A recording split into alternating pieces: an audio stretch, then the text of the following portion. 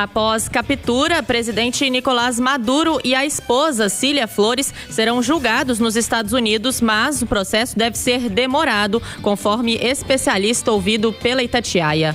Em pronunciamento depois da ofensiva, o presidente dos Estados Unidos, Donald Trump, diz que Maduro e a esposa, que também foi presa, serão formalmente acusados de narcoterrorismo contra os Estados Unidos e serão julgados no país.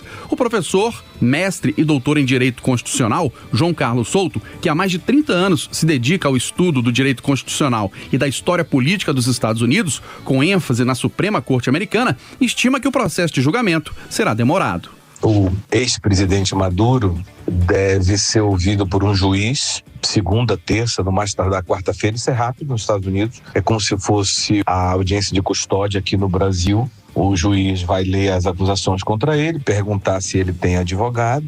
Se ele não tiver, vai constituir um advogado, como se fosse um defensor, né? E o processo começa, né? Tem o grande júri, que é uma análise preliminar do processo num determinado momento, e o processo não costuma correr rápido, não é um processo rápido. Aí certamente haverá discussões no sentido de se ele é prisioneiro de guerra ou se ele é um criminoso comum, a palavra é pesada, né? Mas acusado de um crime comum, no caso narcotráfico, que é o que os americanos estão acusando, né? Narcotráfico, tráfico de armas, etc, etc. O professor João Carlos Souto não acredita que outros países que têm regimes de governo questionados pelos Estados Unidos sejam alvo de ofensivas semelhantes à da Venezuela. Essa é uma ação extrema e justamente por isso rara, muito rara. Quando foi a última vez que os Estados Unidos prendeu um presidente ou um líder